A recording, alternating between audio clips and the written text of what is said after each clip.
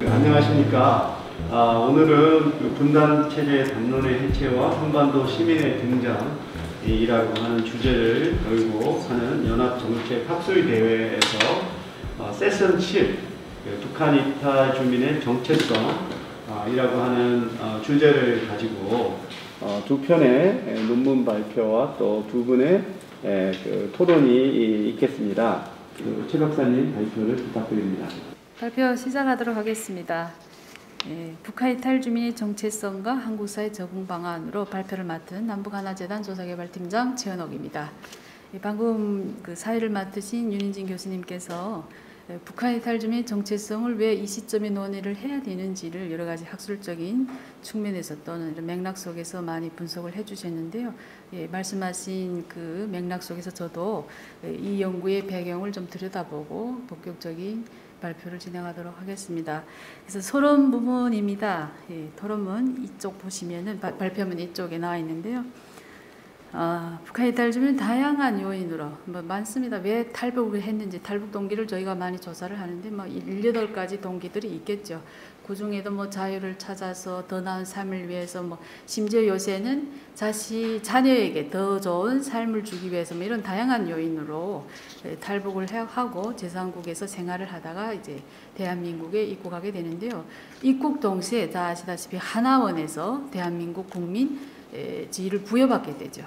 그래서 이렇게 국민으로 지위를 부여받게 되면서 삶을 살게 되는데 살아가는 과정에 굉장한 정체성 혼란을 느끼게 됩니다. 그래서 그게 다양한 요인들도 있겠지만 제일 중요한 게 우선 호칭에서 굉장히 다양합니다. 그래서 같은 북한에서 온 사람인데도 기순자로 불렸다, 탈북자로 불렸다가 세터민, 북한 이탈 주민 그 시대마다 저 이름을 자꾸 다르게 부르다 보니 가끔 살아가는 탈북민들은 나는 누구인가, 도대체 나는 누구라고 얘기를 해야 되냐 이런 정체성 혼란을 겪게 되고 저도 그렇게 생각을 합니다. 그래서 사회적으로 한편에서는 체제 대결의 상징, 분단의 상징, 또 mon존 통일 역할론을 거대하게 또 부여하기도 하고 하면서 한대를 하는가 하면은 다른 한편에서는 정치적으로 굉장히 편향된 집단이다 하는 비판을 받기도 하죠. 그래서 북한에서 오신 북한 이탈 주민이 삶의 현장들에서 겪게 되는 여러 가지 일화들이 있는데요. 특히 남북 관계가 굉장히 냉정된 이런 분위기가 되면은 또 이웃 주민들로부터 곱지 않은 시선을 많이 느낀다는 이런 체험들도 있고 경험들도 많이 나와 있습니다. 그렇기 때문에 탈북민은 제3국 이주민들과는 조금 더 다른 독특한 위치에 있다고 볼 수 있고 그러다 보니 우리 남북하나재단을 비롯한 정부기관에서 정착지원 제도에 대한 수많은 고민과 서비스를 하고 있음에도 불구하고 삶의 현장에서는 또 다른 다양한 어려움들을 제기하고 있습니다. 이슈들이 많잖아요. 재탈남, 재입북, 그리고 여러 가지 생계 또 사건들, 이런 사건들이 계속 나오고 있는데요. 그 이유가 뭔가 이런 생각을 많이 하는데 요새는 학계에서 지금껏 저희가 객관적인 과시적인 지표에 많이 이렇게 집중돼서 이런 원인들을 분석을 했는데 저는 오늘 또 이 자리를 빌어서 이런 이유 중에 하나가 북한 이탈 주민이 자신을 느끼는 주관적 인식에 굉장히 기인될 수도 있다는 이런 생각을 해봤습니다. 그래서 탈북한 지 오래됐음에도 불구하고 우리 사회 구성원으로 스스로의 소속감과 정체성을 찾지 못하고 혼란스러워하는 그 자체가 또 어떤 동기가 되고 또 정착의 의지의 연계가 되지 않을까 하는 이런 생각이 들었습니다. 그래서 이 본 연구는 그래서 북한 이탈 주민의 정체성과 정체성이 어떻게 변하고 어떤 이슈가 있는지 지금 이런 논의를 뛰어넘어서 그러면 이런 정체성이 어떤 영향 요인을 가지고 있는지를 좀 고려해 보고자 합니다. 앞서 우리 윤인진 교수님께서 국민 정체성 개념을 잘 설명해 주셨다고 봅니다. 저도 그래서 저도 같은 인용을 하게 되는데요. 정체성은 말 그대로 국민이 국가에 갖는 감정이죠. 이 나라를 어떻게 생각하는지, 쉽게 말하면 나의 나라인지 이런 거죠. 타자성으로 이해를 하는지 아니면 굉장한 소속감을 가지고 이해하는지 이런 감정입니다. 감정.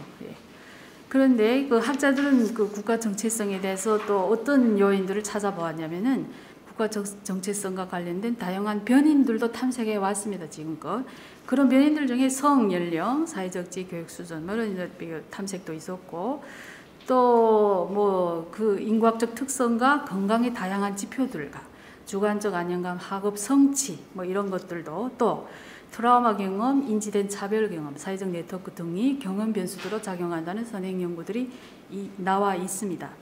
그래서 이런 다양한 논란들도 논의들도 계속되어 왔지만 북한 이탈 주민 전체 집단에 대한 이런 그 연구가 조금 미진한 부분이 있다는 것을 알 수 있게 됐습니다. 그래서 이런 점에 착안해서 본 연구는 북한 이탈 주민 정체성 그 영향을 미치는 요인들이 무엇인가를 뭐 좀 살펴보려고 합니다. 그래서 연구 목표는 인과학적 요인, 경제적인 요인, 사회적인 요인 이렇게 구분된 요인들이 어떤 관계가 있는지 뭐 구체적인 통계적 의미를 부여하면서 영향 요인까지는 탐색하기가 어려웠고요. 그리고 그에 기반한 그 정책 방안까지 고민을 좀 해봤습니다. 3쪽 보시면 국민 정체성 개념이 나오는데요. 그래서 본 연구에서는 뭐 국민 정체성, 국가 정체성, 뭐 문화 정체성, 종족 정체성, 정체성도 굉장히 다양하더라고요. 제가 이론들을 좀 찾아봤더니 그래서 오늘 이 저희 연구에서는 국민 정체성이란 용어를 한 개인이 자신이 태어난 또는 시민권을 부여받은 국가에 대해서 갖고 있는 감정 뭐 이 개념에 기인해서 제가 좀 정리를 하고자 합니다. 그래서 구성원으로 소속되어 있다는 소속감, 일체감, 동질감, 충성심, 애착 등이 심리적 감정으로 간주하고 그러면 북한 이탈 주민의 정체성은 수준이 어느 수준이고 또 어떤 요인들로 해서 기인되는지를 좀 살펴보고자 합니다.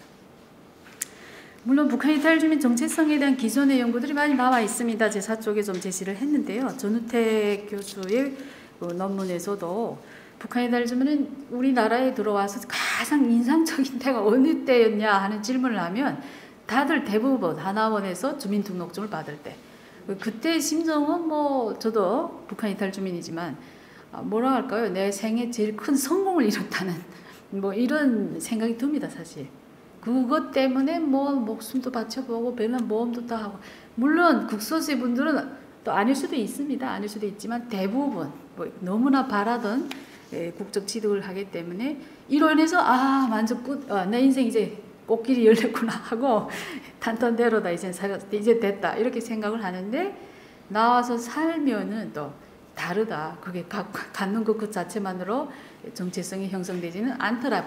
대체로 이런 이야기입니다. 그 얘기가.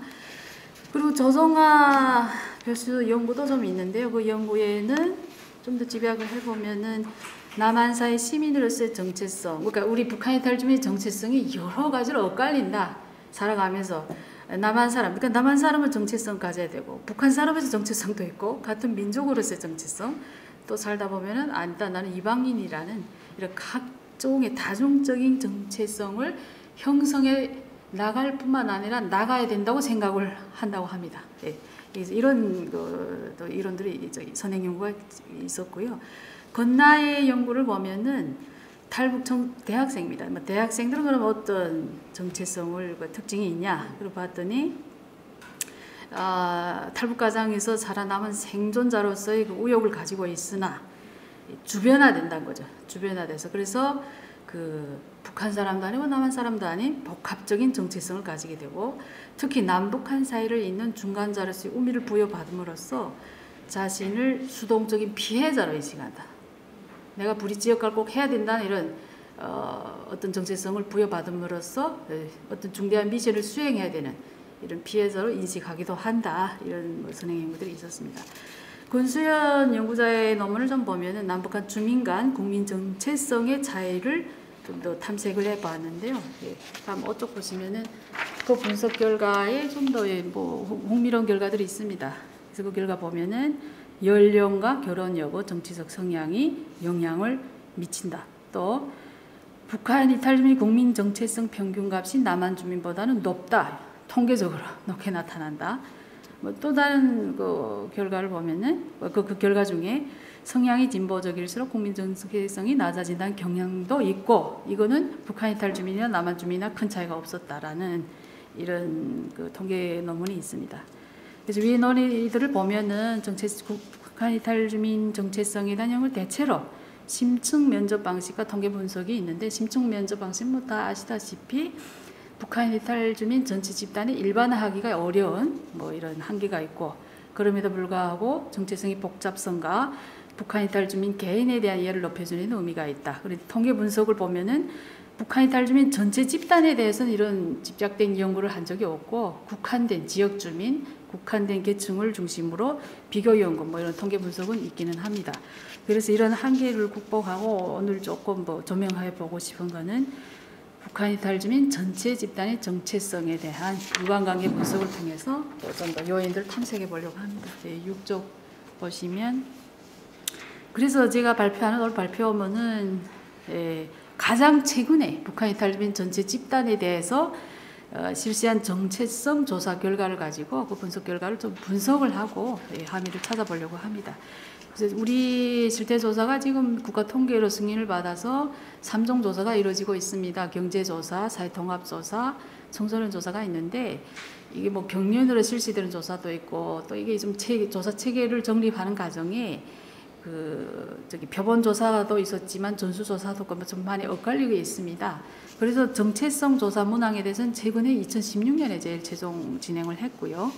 그래서 아시다시피 뭐 표본 조사입니다. 그래서 모집단, 북한 이탈 주민 전체 집단을 모집단으로 구성을 해서 성별, 지역, 그리고 거주 기간, 뭐 연령 이렇게 4개 변수를 변수로 투입을 해서 40개 층화를 구성해서 모집단을 추출합니다. 그래서 그 모집단 3,000에 대한 조사 결과입니다. 7쪽 보시면, 그래서 북한 이탈 주민은 대한민국 국민이라는 정체성과 인구학적 요인 관계가 어떻게 나왔냐 하는 결과인데요. 나는 대한민국 국민이라는 것이 자랑스럽다는 질문에 긍정이라고 대답한 비율을 보면 여성이 남성보다 높습니다. 60대 이상이 다른 연령대보다 높고, 서울에서 사는 사람이 아닌 사람보다 더 높게 나타났고, 남한 거주기간이 1년부터 3년 미만이 높게, 남북 통합 학력이 초등학교 졸업 이하가 높게 나타나고, 기혼이 높게 나타났습니다. 결혼을 한 사람들이. 그리고 부정으로 나타난 통계를 보면 남성이 높게 나타났죠. 부정적으로. 또 30대가 부정이고, 경기도가 또 이렇게 좀 더 높게 부정이라고 응답을 하고 있고, 거주기간 10년 이상이 또 부정 지수가 있고요. 통합학력은 전문대 졸업 이하가 아닌 분들보다 좀 더 높게, 미혼이 좀 높게 이렇게 나타났습니다.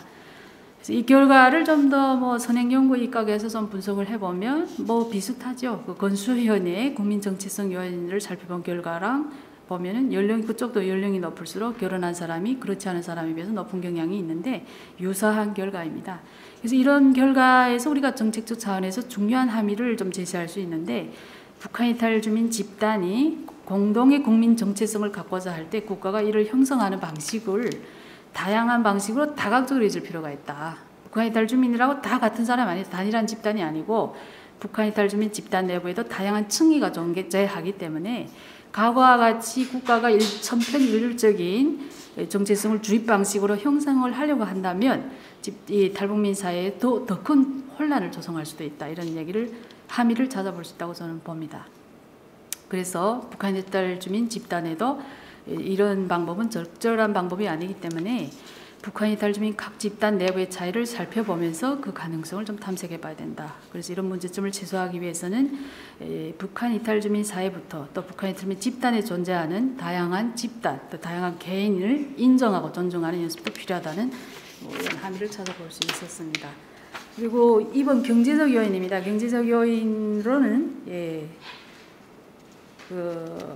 대한민국 국민이라는 게 자랑스럽다라는 질문에 비경제 활동 인구가 92.6%로 높게 나타나고 실업자가 부정이 높게 나타났습니다. 이 결과는 좀 처음에 제가 접했을 때 좀 이렇게 굉장히 이게 좀 잘못된 통계가 아닌가 사실은 그렇게 생각을 했습니다. 왜냐하면은 일을 해야 돈을 많이 벌고 돈을 많이 벌어야 당연히 모든 긍정 요소가 작용을 할 것 같은데 왜 이런 결과가 나왔는지를 좀 분석을 해보면, 선행 논문 권수연 논문에 보면은 국민 정체성에 관한 영향을 미친 요인을 살펴보면 사회적 지위가 또 고용 환경과 밀접한 관계가 있다. 환경. 그래서 사회적 지위가 높을수록 고용 형태가 안정성 적일수록 소속감이나 정체성에 긍정적 효과를 미친다는 논문이 있는데요.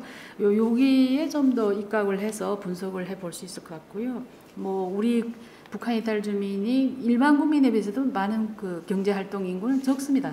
적은데 그럼에도 불구하고 일하는 사람들이 아무래도 그 일터나 생활을 하는 직장 생활 모든 면에서 이렇게 일반 국민들과의 접촉지대가 더 다양하게 넓어지면서 좀 더 차별이나 이런 걸 느끼지 않나. 그게 또 통계가 있기는 있거든요. 왜냐면은 월 평균 임금은 16년 당시에 162.9만 원으로 나타나서 일반 국민 237.2만 원에 비해서 68.7% 수준입니다. 그게 상당히 낮다고 보죠. 또 인군군라에서 평균 군속 기간은 23개월로 나타나서 일반 국민 70개월에 비하면 30%대로 수준이 굉장히 차이가 납니다. 그래서 이런 고용 환경과 고용 형태가 일을 하고 있는 경제 활동 인구이지만 소속감을 떨어뜨리는 영향을 미치지 않았을까 하는 이런 분석을 해보고, 그리고 이러한 그 한계에는 또 통계 기법이나 전문 통계 처리를 통해서 다시 한번 복합적 요인들을 추출하는 과정이 필요하다고 저도 보고 있습니다. 그래서 이런 분석 결과를 놓고 우리가 찾아볼 수 있는 것도 북한 이탈 주민 집단에 대한 경제적 여건 개선이 북한 이탈 주민들이 한국 사회에 대한 감정과 애정을 증진시키는 방법이라는 것을 가시할 수 있는 것 같고요. 그리고 경제적 불평등으로 인해서 자신과 다른 집단에 대한 차별과 혐오가 확대되고 있는데요. 남한사회에서 이러한 차별 혐오가 또 이탈 주민들의 사회에도 가시될 가능성을 우리가 무시할 수 없을 것 같다라는 분석을 좀 달아보았습니다. 예.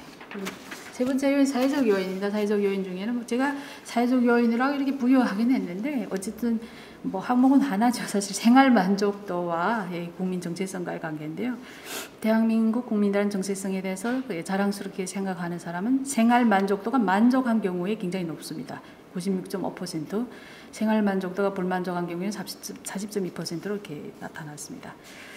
그래서 이 생활 만족도라는 것이 또 소속감 높이는 요인이 될 수도 있다는 분석을 할 수 있고, 그래서 소속감을 만족도를 증진시키는 것이 또 올바른 정체성을 제고하는 데 중요한 역할을 한다는 생각이 들고요.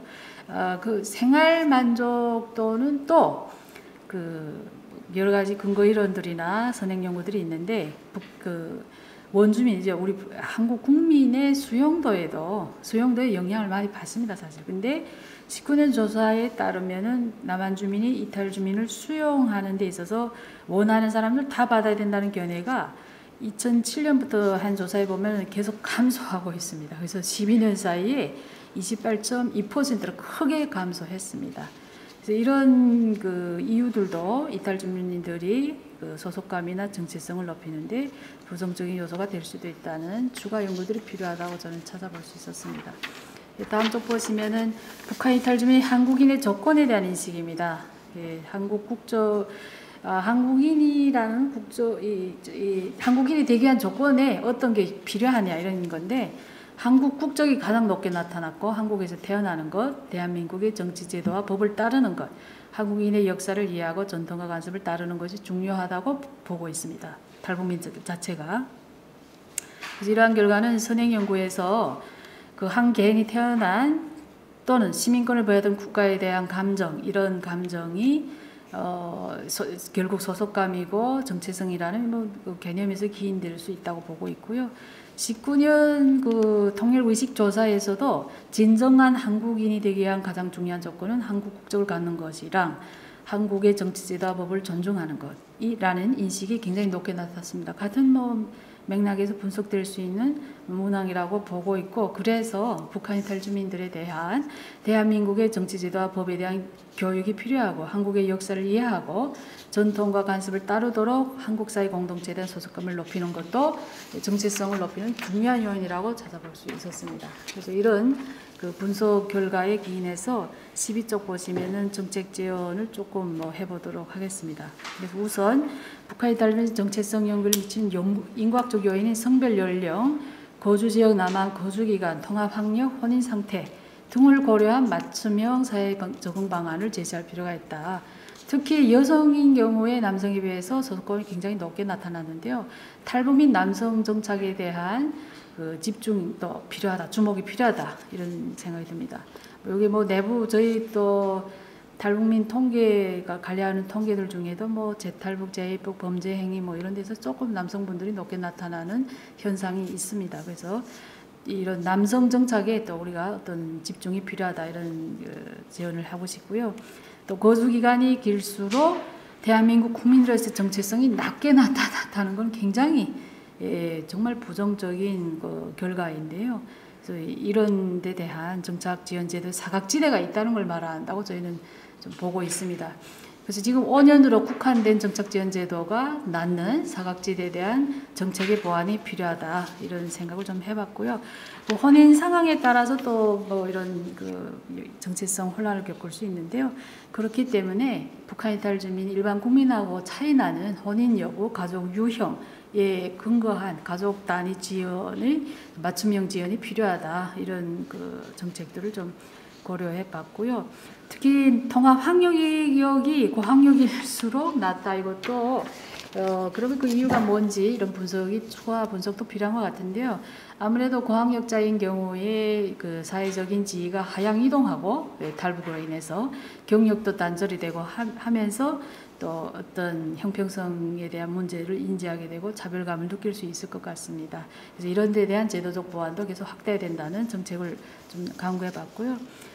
그리고 취업 환경 개선 늘 말하지만 뭐 잘 사는데 직업이 최고이기 때문에 직업을 알선하고 연계하고 이런 객관적인 지표에 집중할 필요도 있지만 이 사람이 직장 일터에서 살아가면서 느끼게 되는 차별감을 줄이게 해주고 또 소속감을 줄이게 해주는 다양한 노력들도 필요하다. 특히 고용 여건을 조금 더 유일한 환경으로 개선해 줄 필요가 있다 이렇게 생각을 해봤고요. 또 아까 소속감을 높여주는 데서 중요하게 나왔던 법문화교, 역사이해 교육, 다양한 교육 지원도 이게 다 나온 단계나 초기 정착에 많이 집중되어 있는데요. 이 생애사적인 이분들의 생긴 맥락을 찾아가면서 다 뭐 오랫동안 저는 교육이 필요하다고 봐요, 사실은.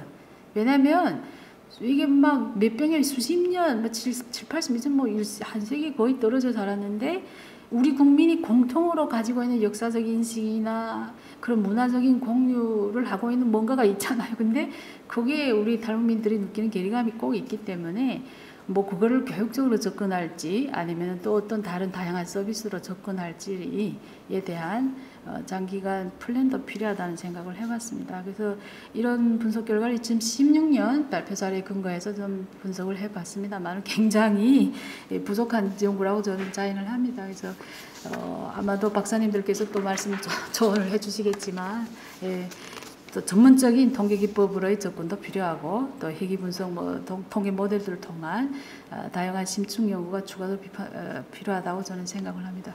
토론을 또 통해서 잘 듣도록 하겠습니다. 감사합니다. 네, 감사합니다.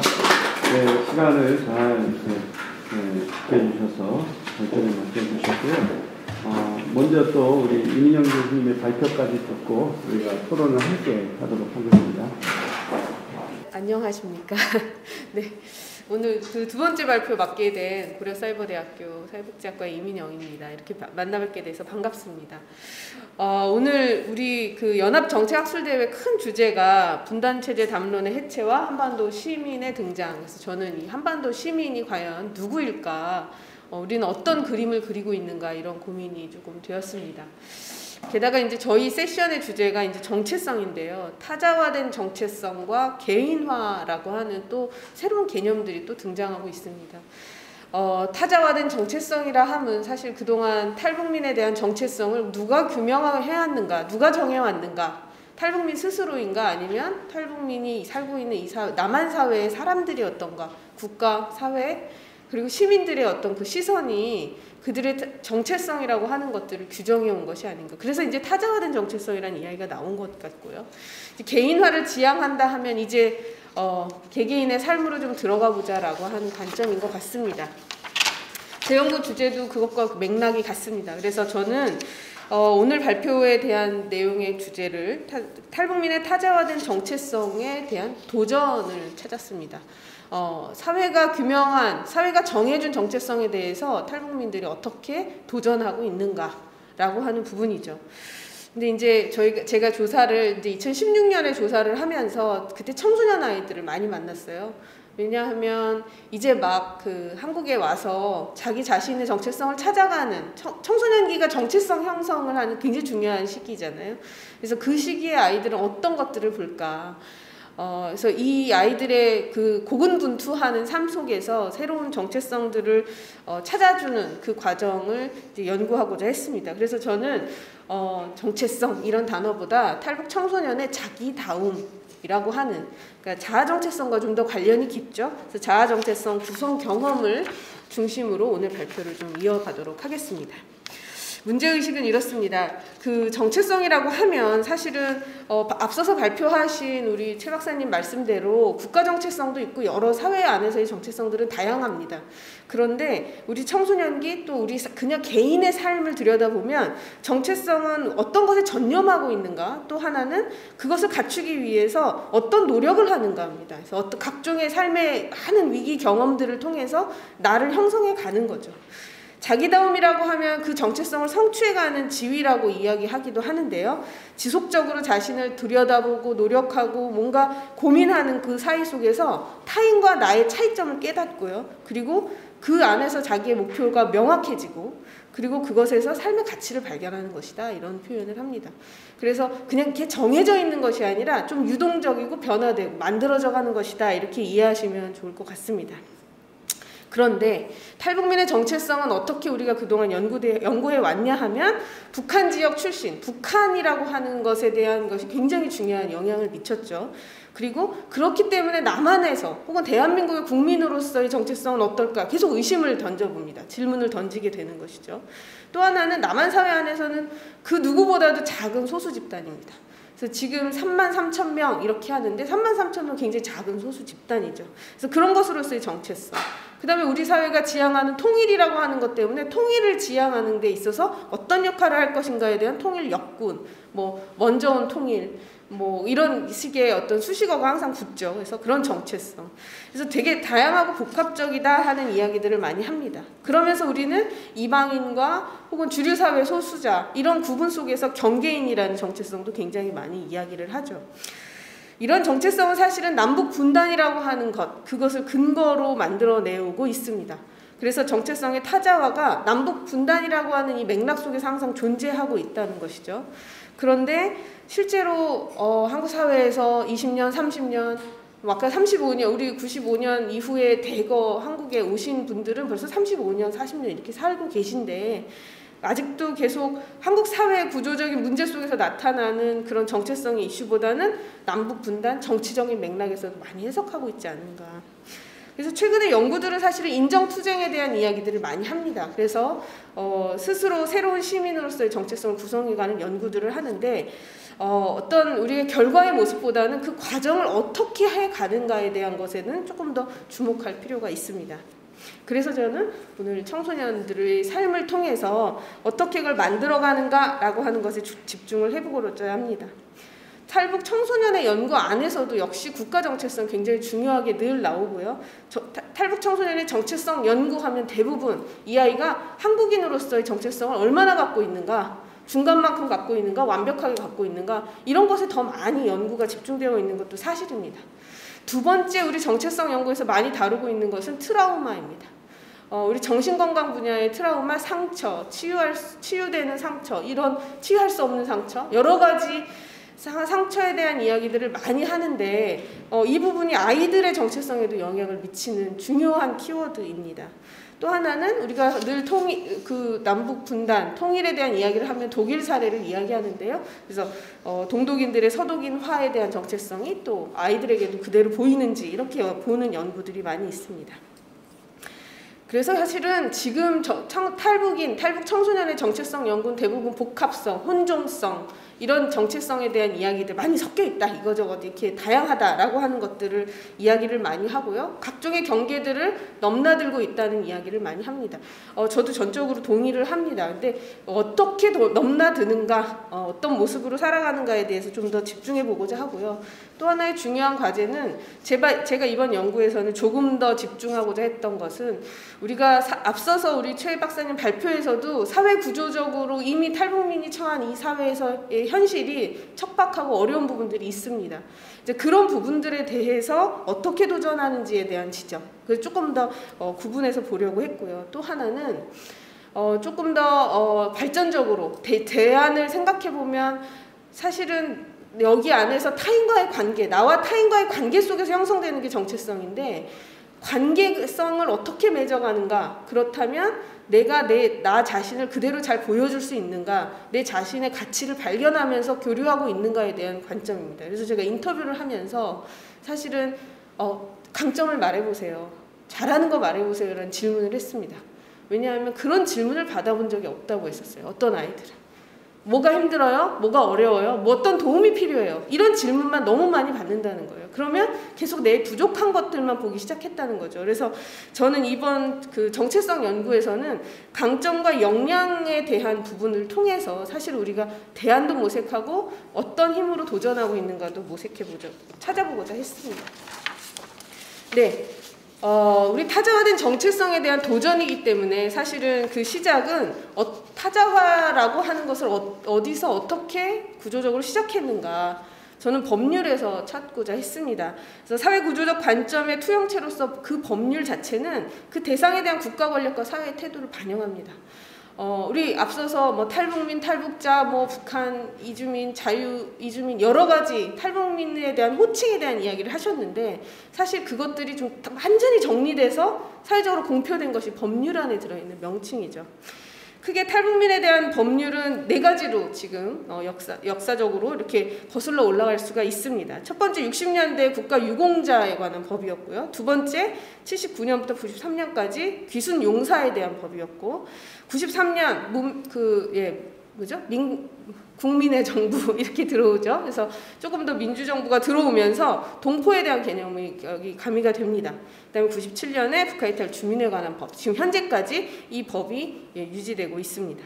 정체성에 관한 표현들, 법안에 어떤 표현들이 들어와 있느냐라고 보니까 다음 페이지 넘겨주세요. 첫 번째로 국가유공자에 관한 법에서는 북한 괴뢰 집단이란 말이 여기 명시되죠. 처음으로 탈북민에 관한 법이 만들어졌는데 여기에 주요 명칭은 북한 괴뢰 집단입니다.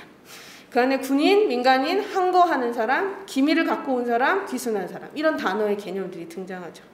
다음 법을 보시면 귀순용사 특별보상법입니다. 귀순용사 특별보상법도 역시 국방부가 관할을 했는데 이 안에서는 굉장히 중요한 개념이 간첩이란 말이 등장합니다. 지금 이 법들이 이제 바뀌었잖아, 국가이탈주민법으로. 그렇지만 이 법이 그대로 사회적인 가치나 태도, 사회 인식 안에 남아있다는 거예요. 그래서 간첩이란 단어, 뭐 예를 들면 이 안에서는 항거, 귀순, 자수, 전향 이런 표현들을 굉장히 많이 씁니다. 그게 아예 법에 명시되어 있다는 거. 그 다음에 세 번째 법으로 넘어가시면 93년도에 김영삼 정부가 들어오면서 귀순 동포, 이제 북한 이탈 주민을 동포라고 보기 시작했죠. 그래서 동포라고 하는 개념들이 나오는데 인상적인 것은 이때 보건사회부가 담당을 합니다. 지금 현재 보건복지부라고 보시면 되는데 어떻게 봤냐면 예전에는 원호, 국가유공, 뭔가 조금 더 국가 기밀 안보에 관련되었다면 이제는 생활에 어려운 사람으로 보기 시작했다는 거예요. 그래서 생활보호 대상자로 이분들을 보기 시작했다. 북한이탈 주민법 어떻게 바뀌었을까요? 네, 이제는 동포, 귀순 이런 단어들은 빠져 있습니다. 북한을 벗어난 분, 제3국에서 국적을 취득하지 않은 분, 그렇지만 북한에서 직계가 있고 주소가 있고 배우자 직장이 있는 분, 이렇게 조금 더 장소의 개념, 사회적인 관계의 개념이 등장했죠. 여기서 중요한 포인트는 주민이라는 단어를 썼다는 것입니다. 이제 그래서 주민으로서의 그 받아들임이라는 것이 인정이 되었지만 여전히 보호와 지원을 받는 사람이다라는 거고, 이 법의 대상은 보호 대상자라고 명명되고 있습니다. 이런 부분들은 지금 현재 탈북민이 이 사회에 위치해야 하는 그 사회적인 지위를 설명해주는 그런 그런 어떤 토대라고 할 수 있습니다. 다음 페이지 보시면 조금 정리해서 다시 말씀을 드릴게요. 자, 국가유공자법에서 국가유공자 대우를 하죠. 기밀 정보를 가진 사람들, 정보가 있는 사람들, 쓸모 있는 사람들 정보가 있기 때문에. 그렇지만 원호의 국가유공자인데도 그 개념 자체는 어렵고 가난하고 도움과 보살핌을 받아야 되는 사람들. 그것은 베베카 사전의 정의입니다. 그래서 그 유공이 마치 대기 사회에서 존중받고 이렇게 뭔가 대단한 이런 일로 받아들인다기보다는 그 어원 자체는 그 보살핌이 필요한 사람으로 보고 있다는 것이죠. 월남 기순용사에서는 실제로 적이었던 사람이 반항심을 버리고 복종하는 자예요. 여기서 포인트는 복종이라는 사람, 이 사회에 복종해야 되는 사람으로, 순종해야 되는 사람으로 보고 있다는 것이죠. 동포에 대해서는 사실 아까 말씀드렸듯이 이제 우리가 정말 한 민족으로서의 그 민족성에 대한 것을 국가가 이렇게 명시하는 거라고 볼 수 있지만 보호 대상자가 된 순간부터 생활보호 대상자가 이 사회에서 보호받기 시작하면서 경제 난민으로 간주되기 시작했어요. 사회적인 인식은 그렇게 가는 거죠. 그래서 이때부터 탈북자라는 용어가 일상적으로 사용되기 시작했습니다. 그래서 탈북자라는 말이 너무 부정적이고 너무 어려운 사람으로 너무 도움이 필요한 사람으로 보기 시작하니까 이제 다른 용어를 쓰자는 그런 어떤 움직임들이 생기죠. 그래서 나온 게 2004년에 세터민이라는 용어입니다. 그래서 그때 공모를 했었죠. 국민 공모를 해서 세터민이라는 용어를 했는데 2008년까지 사용한다, 이후에 사용하지 않는다고 국가가 공식적으로 이야기를 했습니다. 왜냐하면 세터민은 새로 터전을 일부는 분들을 의미하는데 북한에서 왔다고 하는 정체성이 이 안에 들어있지 않다고 하는 게 가장 큰 그런 비판 중에 하나였죠. 네, 북한주민보호법에 대해서 사실은 그 이후에 우리가 주민, 국민 이런 부분들이 조금 더 명시되어서 사실은 예전보다는 훨씬 차별적인 표현들이 좀 줄어들었긴 하지만 아직도 갈 길은 좀 멀었다고 생각이 듭니다. 연구에서는 어떤가 보니까 이렇게 많은 용어들이 나옵니다. 그 정도로 정체성 자체가 혼란스럽다. 한국 사회도 이것을 혼란스럽게 인식하고 있다라고 하는 것을 우리가 알 수 있고요. 지금도 계속 연구하죠. 탈북민 어떻게 부르면 좋을지, 북향민으로 부르면 좋을지, 이북 출신으로 부르면 좋을지 계속 아직도 이 정체성 용어의 논쟁은 유지되고 있습니다. 네, 연구로 들어가겠습니다. 저는 질적 연구 방법을 사용했고요. 실측 면접, 그리고 그룹으로 면접을 했습니다. 총 10명의 아동 청소년들을 만났고요. 이 아이들은 이 중에 70%, 7명은 북한을 떠나서 한국에 들어온 게 이제 1년 미만인 아이들. 그러니까 제3국에 체류한 기간이 좀 되게 적은 아이들이었습니다. 그렇지만 제가 조사한 당시에는 1년 이하인 북한에서 가본 친구들도 있었고 6년, 8년 이렇게 살았던 친구들도 있었습니다. 네, 탈북 청소년에 대한 정의는 한국교육개발원 홈페이지에 있는데 북한에서 출생해서 현재 한국에 살고 있는 6세부터 24세 이하의 북한인 주민으로. 그래서 청소년 보호법보다 범위가 넓고요. 아동복지법에서는 또 영유아 부분은 또 좀 빠져있는 특성을 가지고 있습니다. 네, 넘어가겠습니다. 제 연구는 크게 두 가지로 설명을 좀 드릴 수 있을 것 같아요. 첫 번째는 이 아이들의 탈북 청소년의 자기다움, 자기를 어떻게 구성하는가에 대한 요소들이 무엇일까? 첫 번째 그걸 봤습니다. 예를 들면 좀 모든 사람의 경험이 누적적이죠. 내 어린 시절에 나에게 영향을 줬던 것부터 지금 영향을 주는 것까지 다 있습니다. 탈북 아이들도 마찬가지죠. 그런데 저는 각각을 좀 나누어 보려고 했어요. 그래서 어린 시절 북한에서 부모님으로부터, 가족으로부터 받았던 것, 그 다음에 사회로부터 학교 다니면서 이웃사촌에게 지역사회에서 받았던 것, 탈북 과정에서 경험한 거, 남한에서 살면서 경험한 거, 그리고 또 하나 미래에 대한 기대, 내가 어떤 희망을 가지고 살아가는가가 굉장히 이 아이들의 자기다움을 구성하는데 영향을 준다는 것을 알았습니다. 대표적인 멘트만 가지고 왔어요. 뭐냐면 아이들한테 물어봤어요. 너를 한마디로 규명을 해봐라. 네. 너는 누구니? 너한테 제일 중요한 말이 뭐니? 라고 얘기했을 때 아이들이 했던 말들로 다시 경험의 대표성을 보려고 했습니다. 어떤 아이가 이렇게 얘기합니다. 자기가 했더니 자기가 해결하라. 이게 자기한테 굉장히 중요한 말이에요. 왜냐하면 이거 누가 가르쳐줬어? 어디서 배웠어? 엄마, 부모님 어렸을 때 북한에서 그렇게 말을 했다는 거죠. 나쁘다는 것이 0.001%라도 머리에 꽂히면 절대 안 한다. 이런 말을 합니다. 그런 부분 또한 가정에서 받은 것이라고 하죠. 사회로부터 뭘 배웠냐? 여러 가지 얘기했습니다. 대표적인 것만 적었는데 안 되면 되게 하고 무에서 유를 만들어라 이런 거 아마 탈북에서 북한에서 오신 분들은 더 많이 아실 수 있을 것 같아요. 모든 것을 체계화시킬 때 하나를 꼭 지켜라. 북한에서 지킨 그 하나와 여기서 지킨 하나가 같은지 다른지 모르겠습니다. 하지만 이 용어들을 아이들이 기억하고 있다는 거. 그 다음에 두 번째, 탈북 과정에서의 경험은 살아있는 것, 그리고 숨이 붙어있는 한 희망은 있다. 이런 생존자에 대한 정체성 역시 저한테도 제 연구에서 발견했습니다. 남아있는 경험은 이렇습니다. 하나는 항상 배워야 된다. 누구나 배울 건 있다. 배움에 대한 이야기. 또 하나는 여기 애들보다 못한 게 없다라는 거죠. 이게 굉장히 중요한 발견이었습니다. 나 여기 있는 애들보다 못한 거 없어요. 다만 잘 모를 뿐이에요. 그래서 내가 알아가면 돼요 라고 이야기한다는 거죠. 그래서 아이들에게 항상 남한 사회에서는 북한 사람들한테 말투 바꿔라, 태도 바꿔라, 모든 걸 바꾸라고 요구하는 것에 대해서 아이들이 이런 생각을 가지고 있었던 것. 그러면서 현재와 미래를 봤을 때 난 현재 이곳에서 꿈을 꾸고 행복한 사람이고 그리고 당당한 시민이 되고 싶다. 이런 용어를 아이들이 직접 쓴 말입니다. 그래서 이런 자기다움을 구성하는 채의 이런 구성체들이 다 이렇게 혼합되어서 존재하고 있다는 것을 오늘 말씀드리고요. 다음부터는 제가 그 구성 경험 자체를 타자화된 정체성에 어떻게 도전하고 그것에서 자기다움을 어떻게 만들어가는지를 조금 큰 주제 5개로 나누어서 설명을 좀 드려보겠습니다. 첫 번째, 앞서서 발표한 것에서도 경제적 지위가 굉장히 낮고 어렵고 그렇죠. 임금도 낮고 실업률도 높고 이게 북한 이탈 주민에 대한 삶입니다. 그것에 대해서 한국 사회가 보는 그 시선은 타자화된 정체성은 복지에 의존해서 사는 사람, 복지 의존자 아니야? 라고 이야기하죠. 그리고 중하층의 삶을 살고 있는 사람들 이렇게 인식이 됩니다. 탈북 아이들 한국에 와서요. 북한에 왜 왔니? 했더니 북한에 직업이 없어서 왔다고 해요. 그래서 한국에 와서 조금 더 나은 삶을 살려고 하지만 나는 북한에 직업이 없어서 왔다는 것 자체가 아이들이 일단 자기를 낮춰서 시작합니다. 자기 자신에 대해서. 그래서 한국에서 학교 교육의 기회를 많이 받으니까 교육을 받을 수는 있는데 돈이 없어서 유지를 못해요. 돈을 벌면서 학업을 하는 것에 어려움들을 살아갑니다. 또 하나는 대안학교나 또 혹은 탈북 아이들이 하는 어떤 행사들을 가면 많은 후원자들에게 공연도 해야 되고 뭔가 연설도 해야 되고 얘기를 많이 해야 돼요. 그거 자체가 어떨 때는 국어에 동원하는 것 같다는 생각이 든대요. 그래서 이런 말이 뭐냐면 지금 우리가 가지고 있는 사회가 갖고 있는 타자화된 정체성 속에 살고 있는 거죠. 그래서 아이들이 생각합니다.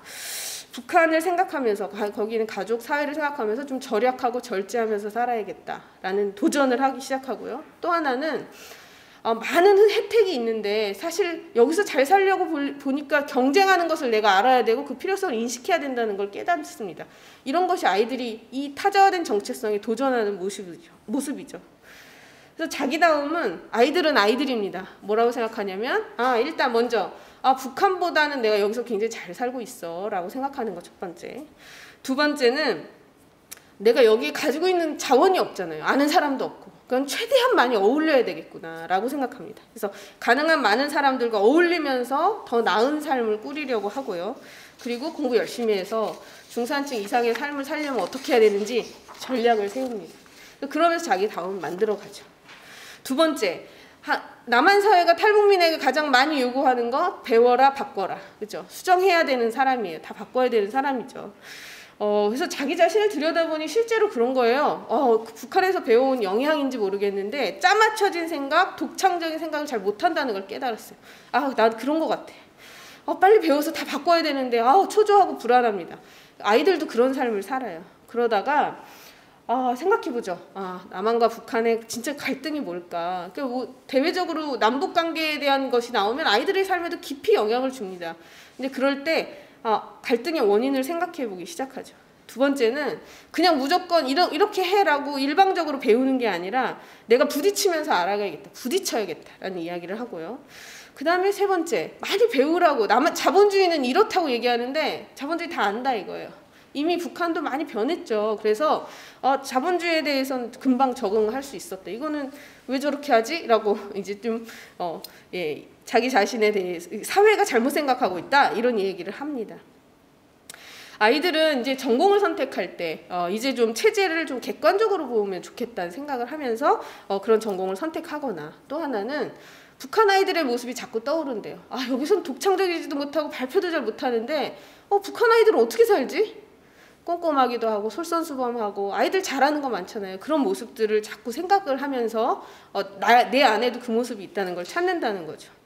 세 번째는 많은 사회적인 그런 서비스나 그런 프로그램들이 많이 가는데 서로 배워주고 배우는 프로그램들, 그 관계를 친구처럼 맺어가는 그런 활동들이 본인한테는 더 많이 도움이 됐다는 거예요. 그래서 그런 관계를 형성하는 것, 그리고 이미 내가 경험한 거 안에서 도움을 받고자 한다라고 하는 이야기를 합니다. 세 번째는 인정받지 못한 삶, 상처받은 착한 자라고 얘기했는데, 사실 이 착한은 한동안 남북 하나재단 홈페이지를 보면 착한이라는 브랜드가 굉장히 많이 있었어요. 한국에 정착한다는 그 한자를 쓴 거였는데 사실 어감은 착한 사람이 되라는 뜻으로 느껴졌죠. 그런데 한국에서 아이들이 자기들도 들여다보면, 특히 제 조사 대상자는 대학생들도 있었기 때문에 돈을 벌기 위해서 무엇이든지 하고, 그리고 굉장히 그 수단적인 활동에 동원되는 우리 아이들의 모습들도 많이 보게 됐고, 착한 봉사단, 지금도 있죠. 착한 봉사단에 가입해서 뭔가 보은하는, 한국 사회에 대해서 내가 이렇게 감사의 마음을 전하는 이런 모습들로 살기 시작합니다.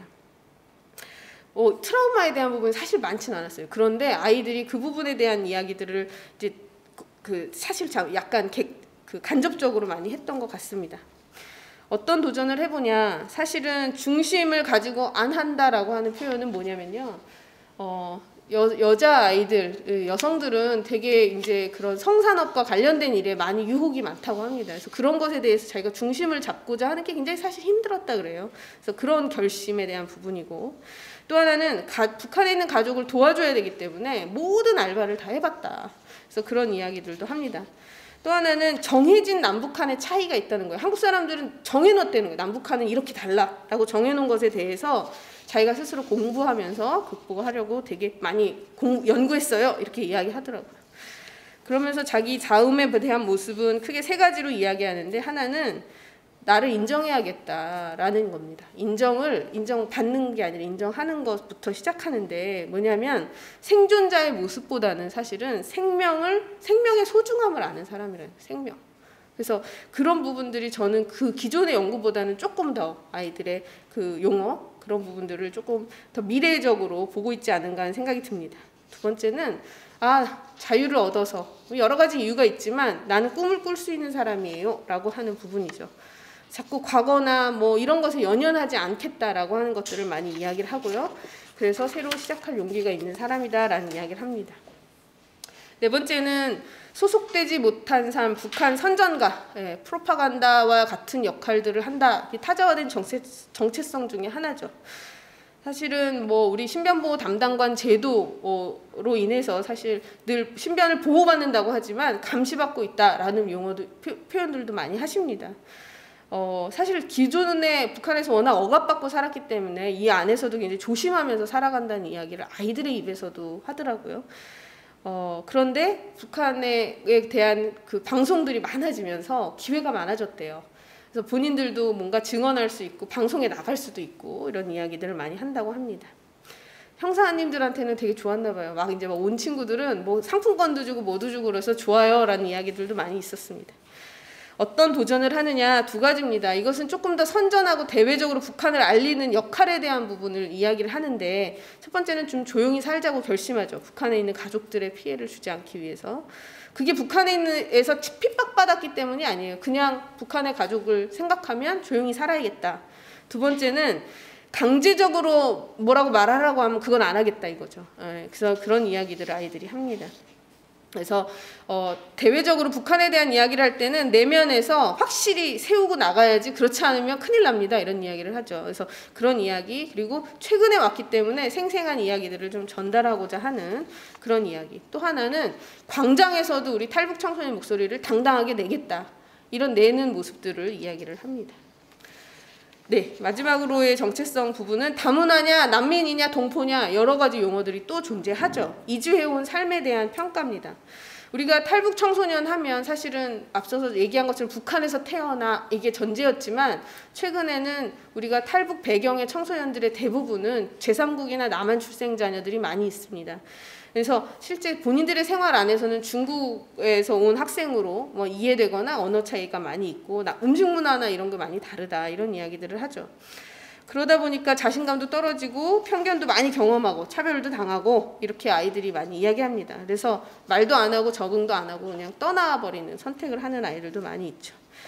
도전은 이렇습니다. 지역사회에서 많이 프로그램들을 주면 다 열심히 한다고 악기도 배우고 뭐도 하고 다양한 프로그램을 좀 참여를 하는 부분들도 있고요. 대한민국 사람으로서의 인정을 요구하는 그런 액션들도 많이 취합니다. 물론 탈북민 꼬리표에 대한 비판도 많이 하죠. 아이들이 이렇게 이야기해요. 그냥 우리도 그냥 고향이 있고 가족이 있는 그냥 그런 사람들이다라는 이야기를 하면서 어떤 연결감에 대한 이야기를 많이 하고 근데 개성이 있는 특성을 가진 사람이에요 라고 하죠. 그런 것들이 조금 발달되어 있는 아이들은 사실 북한 출신을 자기를 밝히기도 하고요. 그래서 자연스러운 관계를 맺으려고 합니다. 근데 잘 모르겠어요. 제 연구의 한계일 수도 있는데 마지막에 가면 아이들이 그래도 어떤 사명감 같은 게 있다고 해요. 통일에 대한 그런 역할들이 있지 않을까요? 저희들이 그런 이야기들을 많이 합니다. 네, 얘기가 좀 길어졌는데요. 크게 타자화된 정체성의 자기다움에 대한 이야기는 이 5가지 구조적으로 사회가 주고 있는 정체성에 대해서 아이들이 계속 어떻게 도전했는지 설명을 좀 드렸고요. 그것에 대해서 한마디로 말씀드리면 다음 페이지 주세요. 네. 탈북민의 꼬리표가 평생 따라다니지 않고 그냥 시민으로 살게 해주세요 라고 이야기하는 것. 그냥 저는 시민이 되고 싶다라고 하는 표현입니다. 그래서 제 연구의 결과는 사실은 어떻게 보면 그냥 보통 아이들의 모습 아니야? 라고 보실 수 있어요. 그것이 제가 말씀드리고 싶은 거예요. 그냥 누구나 다 개성을 가지고 있는 보통의 아이들로 살아간다라고 하는 거죠. 그럼에도 불구하고 조금 더 우리 사회를 위한 제언을 조금 드리면 저는 상호문화적인 우리 접근 방식에 대해서 좀 더 고민해 봤으면 좋겠어요. 그러려면 첫 번째로 그 강점과 역량을 인정하고 그것에 대해서 소통할 수 있어야 됩니다. 탈북민을 돕는 분들 너무 많죠. 탈북민으로부터 배우겠다는 분들 별로 없어요. 서로 동등하게 주고받는 것이 되어야 그래야 우리가 편견도 없어지고 차별도 없어지고 이렇게 바뀔 수 있을 것 같아요. 그래서 우리가 법 제도를 바꾸는 것뿐만 아니라 많은 요새 시민교육 프로그램들 많이 하시는데 그런 부분에 있어서 이 상호문화적인 감수성을 가지고 있는지를 점검해 볼 필요가 있다. 물론 사회구조적 제약이 너무나 큰 영향을 미치죠. 그래서 그것을 위해서 근본적으로 법에 대한 개선도 반드시 필요합니다. 그래서 반차별적 평등주의적으로 법 제도를 개선해야 되는 거 반드시 필요하고요. 권리를 청원할 수 있고 권리를 요구할 수 있는 당당한 시민이 될 수 있도록 하는 그런 교육 방법, 그런 접근 방법도 필요하고 무엇보다 정직하게 북한성, 내가 북한 사람임을 드러낼 수 있도록 하는 그런 선택의 기회가 주어질 수 있도록 해야 하지 않을까 하는 생각이 듭니다. 네, 이상입니다. 감사합니다. 네, 안녕하세요. 저는 최윤옥 박사님이 북한 이탈 주민의 정체성과 한국 사회 적응 방안에 대해서 연구하신 거에 대해서 프로를 준비를 해봤는데요. 전체적으로 보면 이 연구는 북한 이탈 주민들이 어떻게 하면 대한민국 국민으로서의 정체성을 긍정적인 것을 만들까 하는 것을 목표로 하고 있는 것 같습니다. 이에 따라서 북한 이탈 주민의 정체성에 영향을 주는 요인들을 분석한 연구였고요. 그래서 이런 정체성이 개인 삶의 모든 면에 영향을 미치고 또 그러한 개인의 정체성이 사회와 영향을 주고받는다는 점에서 연구의 필요성과 의미가 있는 것 같습니다. 또 우리 사회가 어떤 거를 지원하면 좋을지 개입의 필요성도 현장에서 얘기하고 있고요. 또 북한 이탈 주민 스스로에 대한 정체성을 돌아보는 것을 통해서 대한민국 국민은 또 정체성의 혼란을 겪고 있는 북한 이탈 주민을 어떻게 대해야 하는 것인지, 어떻게 어울려서 공동체의 일원으로 살아가야 하는 것인지를 또 생각해보게 하는 그런 연구였습니다.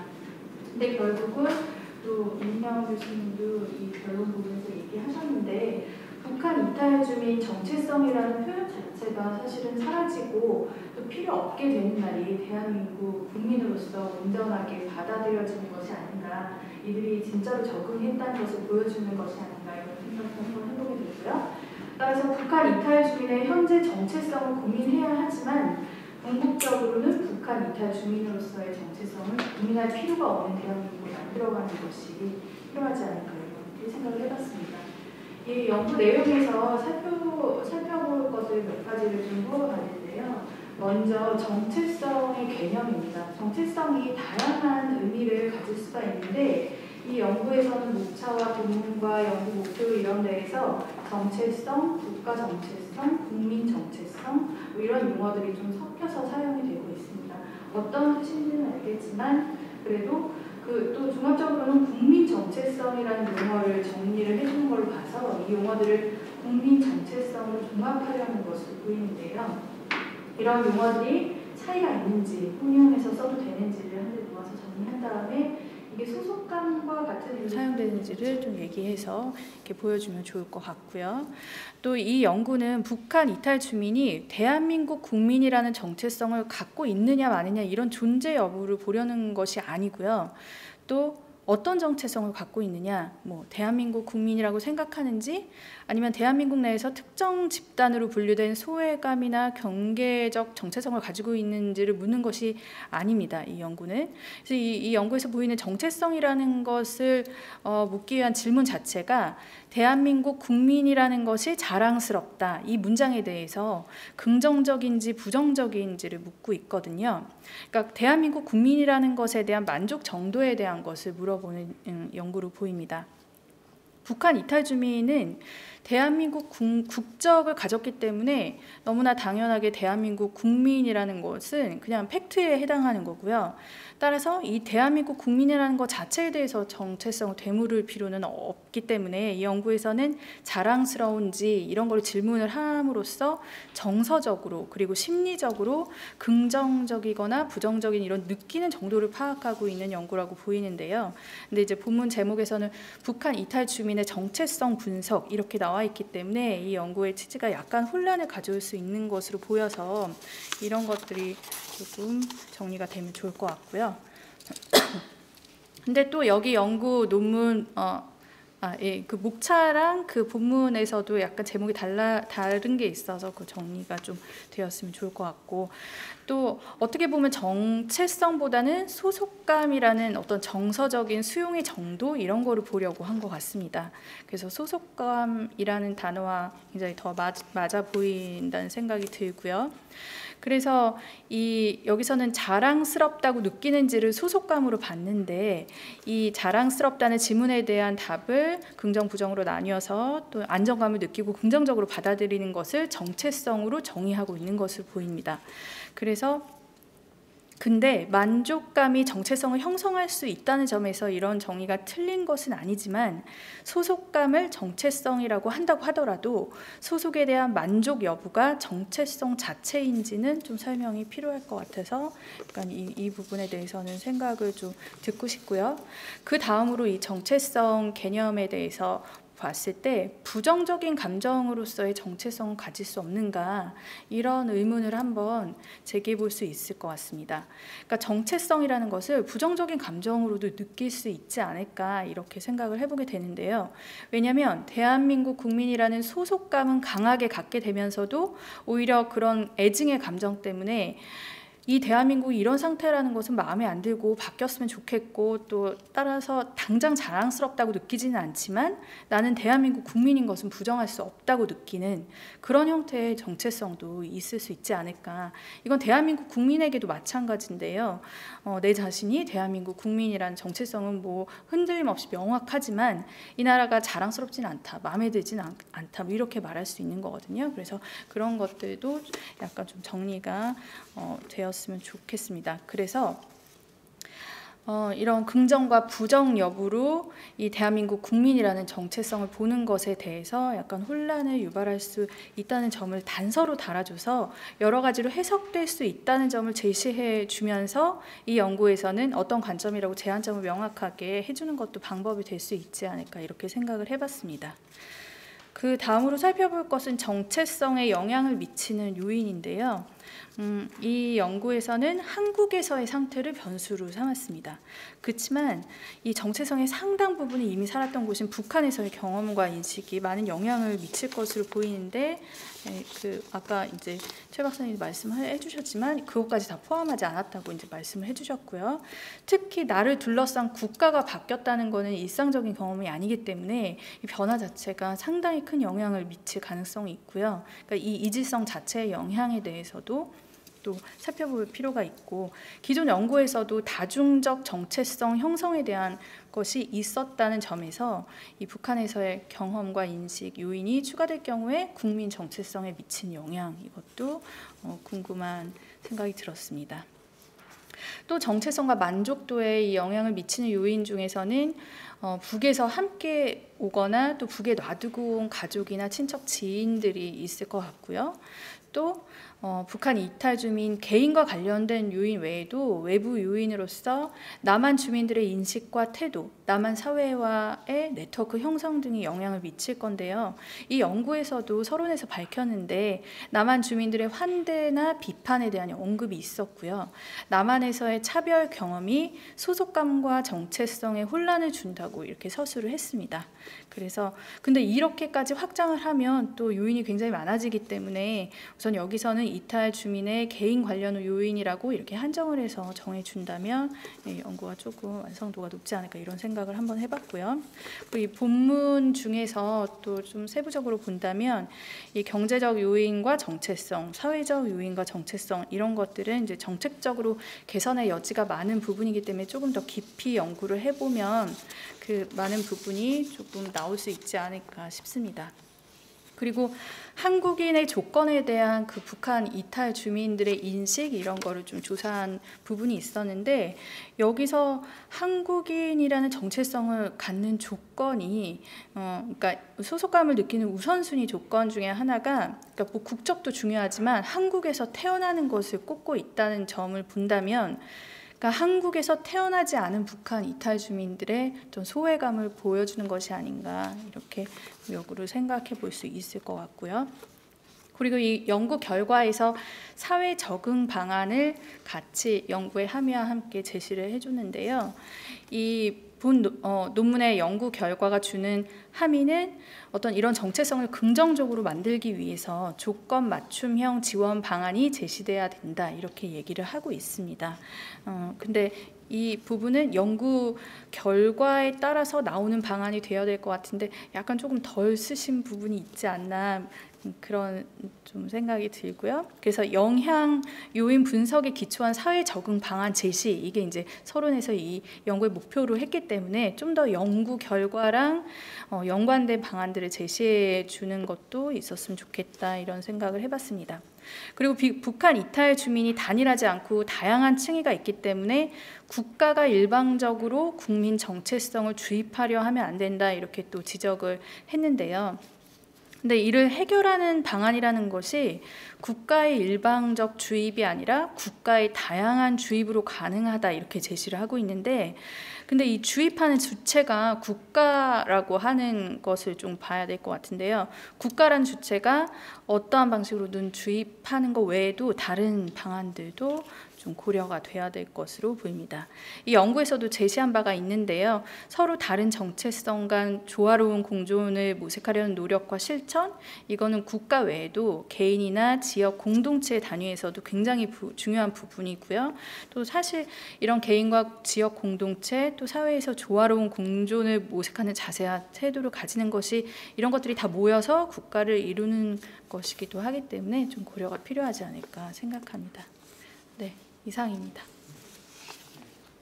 안녕하십니까. 이번에 제2주제 탈북 청소년의 정체성에 대한 발표에 대한 토론을 맡은 최영실입니다. 일단 토론에 앞서서 이영 박사님께서 탈북 청소년 정체성에 대한 연구에 대해서 심도 있게 했다는 걸 느꼈고, 또 강점과 또 탈북 청소년이 가지고 있는 역량 부분을 우리가 같이 인정을 하고 소통을 하자, 이런 부분에 대해서는 저도 또한 같이 공감을 하게 되었습니다. 그러면서도 불구하고 이 연구 발표에서 이제 청소년의 개념 정리를 이제 탈북 청소년 하게 되면은 6세에서부터 24까지 개념 정리한 데서 이제 많은 인터뷰를 통해 가지고 그동안 인터뷰에 기초한 정체성에 대해서 이제 발표가 된 것 같습니다. 그러면 저는 이 토론 연구 발표에서 좀 이렇게 제가 보충하고자 했던 토론은 뭐냐면 지금 우리 사회에서 중도 입국의 탈북 청소년들이 많음에도 불구하고 지금 우리 사회는 북한 이탈 주민들이 대량적으로 오다 보니까 어제는 가정에서의 범주 여기에서 한 가정의 다문화 국적을 가지고 있는 가정이 형성이 돼서 이들이 정체성이 혼란이 된 게 조금 더 세부화 들어갔으면 좋겠다는 말씀을 드리고 싶습니다.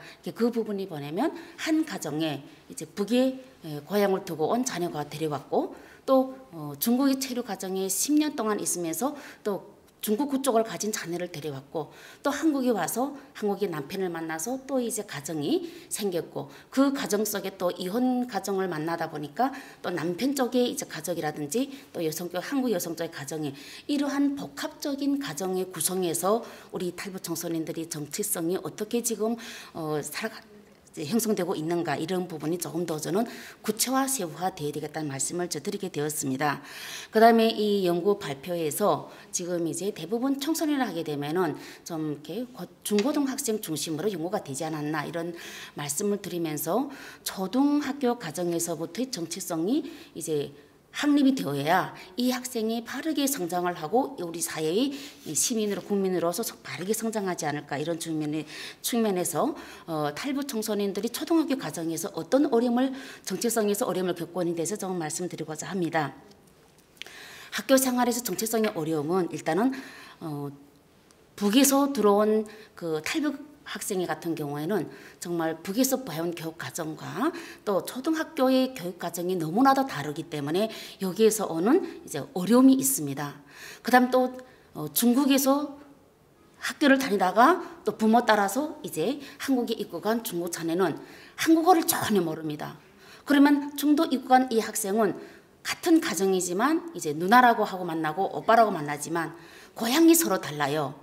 그런데 이 학생이 초등학교에서 6학년, 4학년 하다 보면은 이제 우리 프로그램을 하다 보면은 항상 사업적으로 하다 보니까 현수막을 필수로 봅니다. 그러면 탈북 청소년 교육 지원 방안 이런 식으로 하다 보면은 그 학생은 정말 나는 누군가를 이야기합니다. 엄마 나는 왜 북한이라는 이야기 들어야 돼? 나는 또 왜 탈북 학생이라는 말을 들어야 돼? 그러니까 이러한 부분에 있어서 우리는 정말 정체성 확립을 어떻게 접근해서 지도를 해야 되겠나 이런 부분이 다양성으로 우리는 복합적인 문제를 이끌어 간다고 저는 말씀드리고 싶습니다. 그리고 또 탈북 청소년 학교 문화 생활에서 북한에서 온 탈북 학생들은 한 번도 접해보지 못한 학교 문화를 접하게 됩니다. 또 중국에 있던 애들도 마찬가지입니다. 중국 사회에서의 문화와 한국의 문화가 너무 다르기 때문에 이제 또래 관계 형성에서 친구가 전혀 없고 왕따를 경험하고 이것이 이제 어려운 부분이라고 지적할 수 있고요. 그다음에 가정에서 결핍으로 오는 심리적 정서 불안 애들이 상당히 많습니다. 그러니까 이들은 불안 때문에 수업이 제대로 할 수가 없고 또 ADHD라는 진단으로 해가지고 정상적인 학교 생활을 할 수가 없습니다. 그래서 이런 애들이 정말 학교에서 겪는 어려움, 정체성을 떠나서 일단은 이렇게 복합적인 탈북 가정에 겪는 이런 탈북 가정에 대한 정체성에 대해서 우리는 어떻게 접근하고 또 지원을 하고 어떻게 재원해야 되는가 하는 이런 연구들이 더 섬세하게 돼야 되지 않을까 이런 부분을 말씀드리게 됩니다. 그러면서 저는 이제 이 발제 연구에 정말 가장 공감했던 부분은 탈북 청소년들이 강점을 찾아내자. 맞는 말씀입니다. 우리가 제가 단연간 초등학교에서 탈북 청소년들을 격전을 하다 보니까 그 학생의 가능성을 찾아주는 것이 상당히 중요했고 또 중도 입국한 탈북 학생들 같은 경우 탈북 가정의 자녀 같은 경우는 잠자력을 키워주는 게 엄청나게 그 학생의 적응에 도움이 되었습니다. 그러면 이제 가능성이라 할 때는 우리가 이제 그 학생의 강점을 가지고 우리가 가능성을 주는 거고 그다음 잠재력은 이 중국 학생 같은 경우는 중국어를 잘하잖아요. 그러면 그 학생이 멘토가 되고 또 중국어를 배우고자 하는 학생이 같은 또래 친구를 만나서 멘티 이렇게 해가지고 그 학생이 정말 자신감을 갖고 살아갈 수 있게 하는 게 우리가 연구에서 좀 재현적으로 나와야 되지 않을까 이런 생각을 듭니다. 그러면서 가장 우리가 정책적 확립에서 중요한 거는 초등학교 교육 과정에서 이제 탈북 청소년의 정책적 확립에는 자아 존중감을 확립하는 것이 가장 중요합니다. 물론 탈북 학생들이라든지 다문화 학생이 가지고 있는 다양한 욕구가 있습니다. 그럼에도 불구하고 우리는 이런 다양한 욕구를 충족시킬 때 욕구가 만족이 되었을 때 그 학생이 자존감이 높아가는 걸 찾아볼 수가 있었습니다. 그래서 교육이 결핍된 탈북 가정 자녀들에 대한 기초학력 보충 지도라든지 맞춤형 멘토링, 문화 적응, 또 역사인식 교육 이런 다양한 프로그램들이 개발이 되고 그거에 또 참여할 수 있는 기회를 주는 것이 이제 탈북 청소년의 정체성 확립에는 많은 도움이 되지 않을까 이렇게 생각을 해봤습니다. 그래서 탈북 학생이 잠재력을 찾아내고 또 이들이 정말 자유 대한민국에서 자신의 꿈을 마음껏 펼칠 수 있을 때 그들이 이렇게 정체성은 확립이 되고 또 그것을 찾아서 자기 꿈을 실현하는 것이 당당한 대한민국이 국민으로 성장하지 않을까 이렇게 생각합니다. 다음 세 번째로는 저희가 이제 탈북 청소년이 정체성을 할 때는 그 학생의 정체성이나 교육 정책이나 교육 지원이 있는 것이 아니라 탈북 학부모 자녀를 제일 양육을 하는 탈북 학부모에 대한 가정의 보호 기능과 또 자녀의 양육 방법을 가르쳐 줄 수 있는 이런 교육 지원이 있어야 된다고 저는 찾아봤습니다.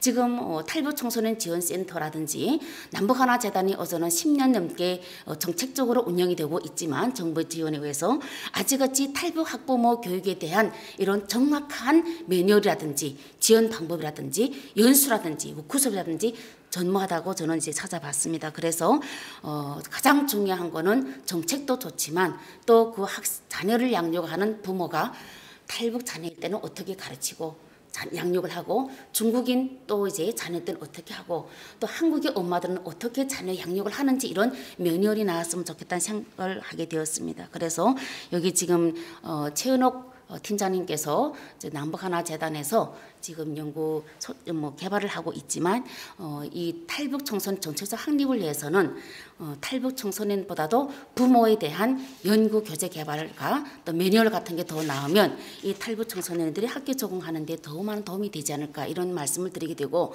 지금 탈북 학부모들 같은 경우는 학교 정책이 전혀 모르고 있어요. 그러니까 학교에 예를 들어서 방과 프로그램이 1년에 4번 운영된다게 되면 그것이 어떻게 운영이 되겠고 그다음에 이 부모들은 무조건 돈만 있으면 지원 안 해요. 교재비, 강사비 있어요. 그러면 우리는 이 매뉴얼에 해서 어떻게 우리가 접근했을 때 내 자녀가 다양한 방과 프로그램을 참여할 수 있다. 이런 매뉴얼 같은 게 연구가 되었으면 좋겠고 그래서 오늘 이 발제문을 통해서 기초가 돼가지고 더 많은 이런 교재 개발이 되고 프로그램이 개발되어서 탈북 청소년들의 정체성 확립하는 데 도움이 되기를 바라게 됩니다. 이상입니다. 네. 그러면 우리 발표하신 분들이 토론 내용에 대해서 좀 답변을 좀 간략하게 좀 해주시죠. 네. 박소혜 박사님 토론 잘 들었습니다. 이렇게 체계를 따라가면서 섬세하게 다 지적을 해주셔서 굉장히 지당한 또 지적이라고 저도 생각을 하고 특히 그 개념 정의에서 국가 정체성으로 개념을 일축할 건지 국민 정체성으로 풀이를 해야 되는지에 대한 고민을 저도 페이퍼를 쓰면서 많이 했는데 어떻게 보면 제 편한 대로 사실 지사 선택한 부분이 있죠. 이게 북한 이탈 주민 정체성을 왜 오늘 발표를 하고 논의를 하는지에 대한 그 초점에 제가 집중을 하다 보니까 이탈 주민들의 일탈이 거의 그 소속감을 가지지 못하는 데서 그냥 뭐 일반적인 일탈이면 좋겠는데 어떤 과도한 정치 투쟁을 한다든지 또 나아가서는 이게 막 탈남, 탈북, 재입북으로까지 거대한 이슈를 불러일으키기 때문에 그 많은 정체성 중에도 오늘 우리 정책 토론에서는 국민 정체성, 내가 어느 만한 소속감과 자긍심을 갖고 있는지에 좀 더 집중을 한 부분이 있는 것 같습니다. 그럼에도 불구하고 매 파트마다의 기인되는 개념들을 조금 더 이렇게 해결해서 좀 정리할 필요가 있다고 저도 생각이 들고요. 말씀하신 것처럼 많은 그 분석 그 내용에 대해서도 이런 얘기들을 해주셨는데 저도 공감하는 부분이고 이게 정체성 이번 발표를 위해서 또 이렇게 딱 그 설계된 뭐 이런 조사였어야 되는데 그 북한 이탈 주민 정착 전반 사회 실태 전반에 대한 조사에서 이 파트만 제가 이렇게 가져다가 분석을 한 부분이어서 아까 그 사회자분이신 유인진 교수님께서도 그 이러한 그 모든 이 기법에 대한 전반적인 모델을 검증을 해서 복합 요인을 추출을 해야 아주 그 완성된 연구인데 그러기 좀 저도 아쉽긴 했습니다. 그래서 추가 연구들로 이런 것들이 또 보완돼야 된다는 생각도 저도 들고 또 적응 방안에 대한 좀 더 조명이 좀 부족했다는 부분 말씀하셨는데 예. 그래서 이게 정착을 지원하는 기관의 일원으로서 맞습니다. 그에 대한 깊은 반성과 또 서비스에 대한 검토들이 필요한 것 같습니다. 그래서 그런 부분에 대한 추가 연구를 저희도 실무에서 필드에서 이제 활동을 하면서 좀 더 고민을 많이 해갈 거고요.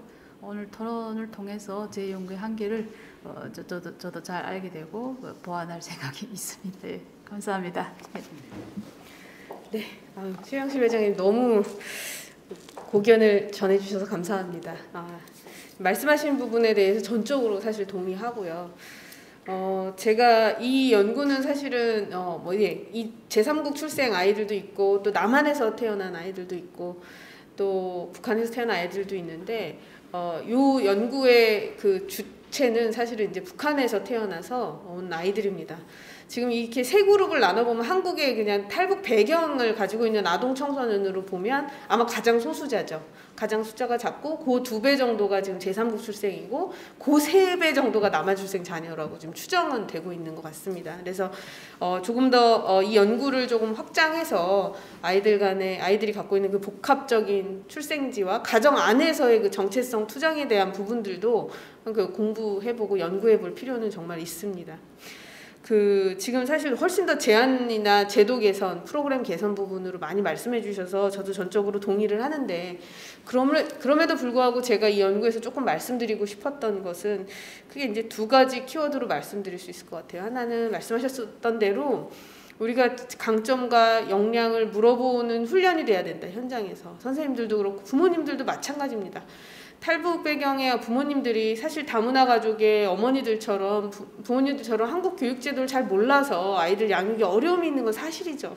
하지만 그분들이 다 못하는 거 아니거든요. 그래서 어떤 부분은 좀 잘하고 있고 어떤 것들은 최선을 다해서 노력하고 있는지에 대해서 우리가 인정해주는 부분들이 되게 필요합니다. 그래서 그런 부분들에 대한 접근이 고려되지 않으면 또 역시 타자화된 또 정체성으로 다시 그렇게 갈 수 있지 않을까 하는 우려점이 좀 생기고요. 그런 면에서 우리가 매뉴얼을 만든다면 사실 그런 상호문화적 관점을 가지고 좀 더 많은 잘하는 점, 강점, 역량, 잠재력 이런 것들에 더 초점을 두어서 정리해주면 약간 신이 나서 할 수 있을 것 같아요. 지금은 힘들고 지치고 가뜩이나 그냥 일반의 삶도 너무 어려워서 아이들 그냥 누가 어떻게 맡길 수 있으면 맡기는데 찾기 쉬우시거든요. 그래서 그런 부분에 대해서 우리가 지역사회 안에서 더 탈북을 지원하는 단체뿐만 아니라 지역사회의 일반 많은 복지, 청소년, 여러 가정을 지원하는 단체들이, 조직들이 함께 우리 지역 주민의 관점에서 같이 함께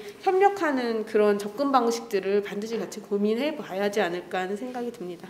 그래서 토론 너무 감사드리고요. 조금 더 열심히 연구해서 지금 말씀하셨던 그런 탈북 가정의 이 현재의 그 복합적인 모습들에 아이들이 어떻게 고군분투하는지 좀 더 연구해 보도록 하겠습니다. 감사합니다. 그러면 오늘 세션 7을 이것으로 저희 마치도록 하겠습니다. 네, 감사합니다.